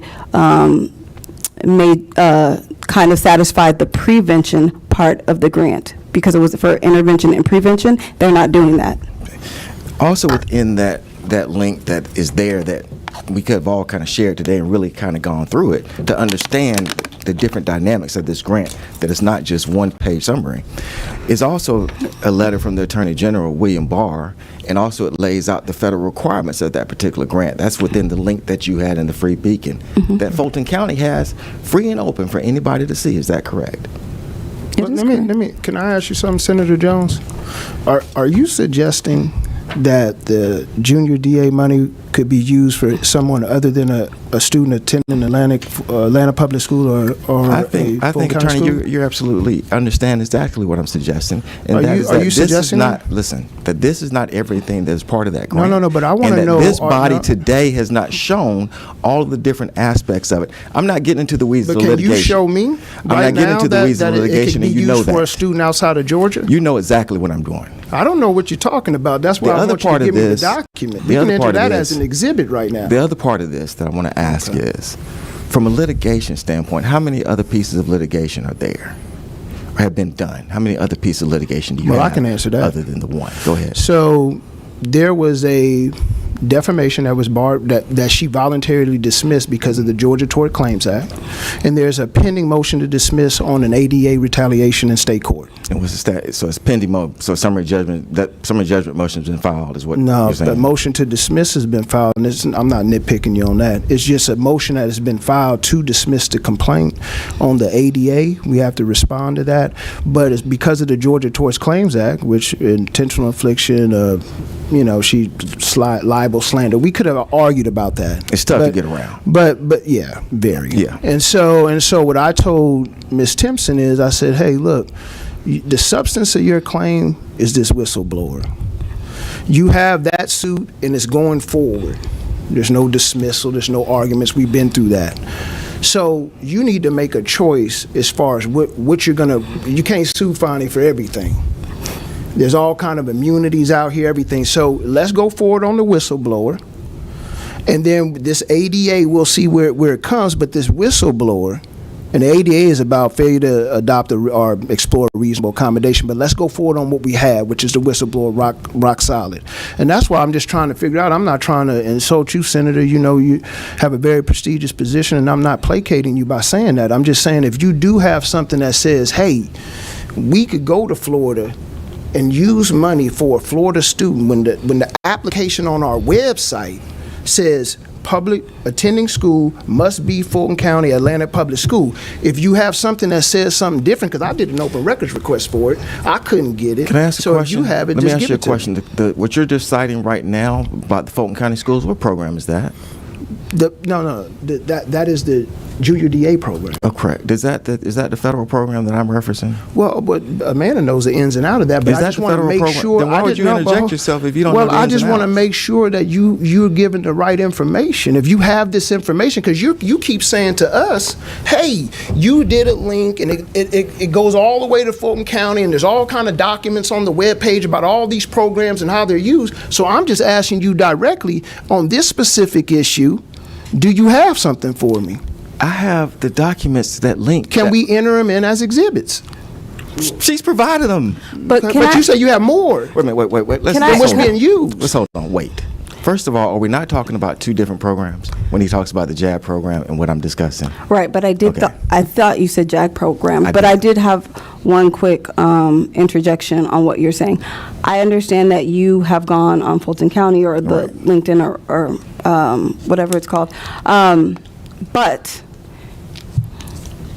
let's just say this. Does that not say, that is from the DOJ. It says zero equipment. So if she spent $5, that's misappropriation. Please understand something. I'm not here to discuss this. Y'all deal with that in litigation. What I'm here to discuss is that this committee is actually trying to do an investigation. What I'm here to try to show, and it's very simple, your attorney has to know what I'm actually showing here. I can guarantee people on this panel understand what I'm showing. And that is that we were presented today with this one page as though this is all that references that particular program. And I'm just showing that there are other things that reference the program. That's it. Y'all have litigation till your heads fall off. Have at it. Right. I'm not making an opinion about that one way or the other. But what is uncontrovertible is that there's more information than this. Now, no one can argue that Right. presented today. Well, And I'm that not was saying that you symbolic tried to do of that. just that. I'm saying yeah. what was presented today. Yeah. That's all I'm saying. All I'm saying is, from a paper standpoint, is there not more paper than this? That's my only part. But this is That's what I'll all say I'm to you, asking. Honorable Senator. This is what I'll say to you. Investigations start just like that. Oh, God Almighty. So if you wanna submit here's my some last more question. information, Here's my just last submit question. it. Here's my last question. My last Okay. two, and they really are. So when you were on the team to determine about investigating President Trump, former President Trump, tell us how they came to that particular conclusion. Can you, Were you on the team to actually make a determination to investigate President Trump? no, it had nothing to do with any of that. So you tell us about the decisions that were made, because you were on the team, I would imagine, to discuss how Nathan Wade was paid and things of that nature. Had Were you nothing to familiar do with that, no. Okay, thank you. Senator Jones, if you would like to submit any additional information, you're welcome to do that if you have something that contradicts or helps flesh out the record for this committee. I was just You're enter- referencing some documents that were from a link, and you're Yes, free I was just to entering all the introduce documents that pertain to the federal grant that has been discussed here, specifically the OJ, the Office of Juvenile Delinquency Prevention Grant, which is actually linked to Fulton County website that has all the details of the grant, with the understanding, of course, there may be contentious areas about what's actually been paid or not paid. But the grant itself, all aspects of the grant are actually on that particular link, and I have pulled those documents, and I would like those documents to be admitted into the record. You're Can welcome I to say do- something, Not Senator? yet. Okay. If you would, please, Senator, hand those to the court reporter. I'll have her mark those and identify them, and we'll have that as part of our record. Now, Ms. Timpson, what, you wanted to add something? Yes, I just wanted to say that the documents he had were in what I gave you. They're in that notebook? They are. Okay. Ms. Timpson, you have a notebook in front of you that is about 6 inches thick with various tabs, et cetera. Correct. You presented a copy of that to the Secretary of the Senate. I understand that there are certain portions in that that you think are confidential or privileged that should not be published to the general public. Yes. Can I get you, either today or tomorrow, if possible, to flag or identify which of those should be held confidential? And then we will introduce the remainder of your notebook into the record of this investigation. If it duplicates what Senator Jones is doing, that's okay. That's fine. I'd like to ask you if you would do that for us. Absolutely. Okay. Have you testified in your civil case about this whistleblower retaliation? Not yet. So you haven't given a deposition yet? Not yet. All right. But you were willing to come here today and talk to us with permission of your counsel? Correct. Okay. There is a similar committee in the United States Congress. I think Representative, who's handling that, Jordan? Have you been asked to testify in front of that committee? Yes. At one point, yes. Okay, and have you testified? I have not. Okay. Has anybody tried to deter you or dissuade you from doing that? I believe somebody Mr. has Williams, if reached you- out to my attorney. Okay. Nobody's tried to dissuade her. We just elected not to. Okay. Has the DNC reached out to you? Yes. And who's the DNC? I Democratic forgot. National Committee? Yeah, I think, or no, somebody on the same committee, I forgot who it was. It was a lawyer. She reached out to me, and all she asked was, hey, when you come, you're going to do this, just let us know the date and time so we can actually be present also. So she has an invitation to appear in front of that committee if she, is that something you got to pay your own way to D.C., or will they pay for you to come testify? I did ask about that. They were willing, Yeah.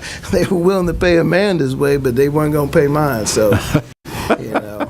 But we just chose, that didn't have anything to do with not going, but we just chose not to do it. But then when this came up and I talked to Amanda, she said, hey, look, I just really want to speak on this, so we're here. It's Georgia. We're in Georgia. And just to be clear, neither of y'all are being paid to No. appear here today, right? No. Sorry.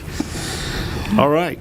Well, I appreciate both of your time today, and we will wait to get your redactions, as attorneys say, what should be removed from the public record, and then we will file that with the Secretary of the Senate.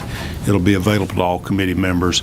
We may ask you back in the future, as once we've digested that information, it may raise more questions, and we will let you know if we need you back. Before we adjourn, committee members, I am looking at another meeting, trying to cooperate with y'all to make sure it's a good time. What did you just say? Oh, yeah, thanks. I'm looking at my calendar on my phone, and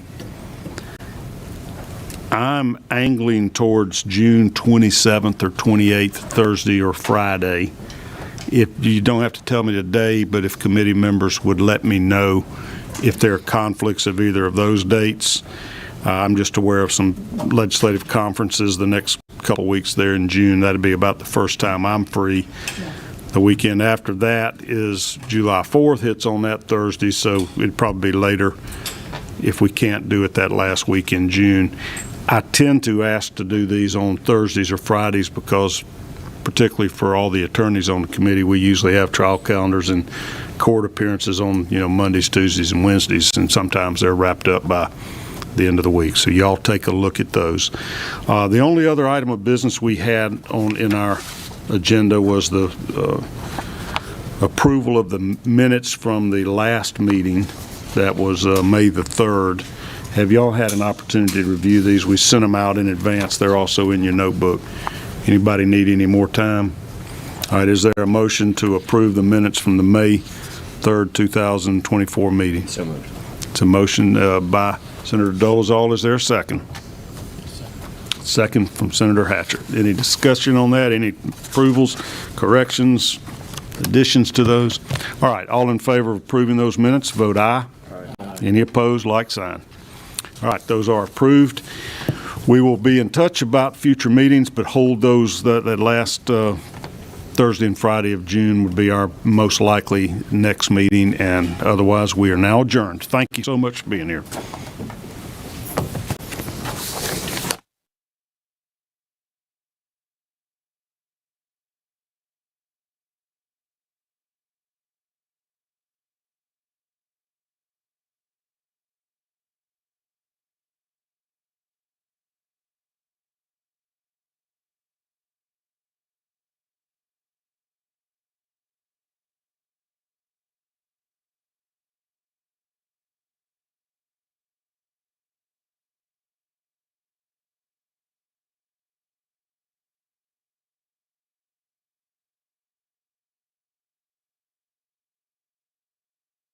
Need inspiration? Shop Kroger for over 30,000 mouth-watering choices with savings beyond low prices, like digital coupons worth over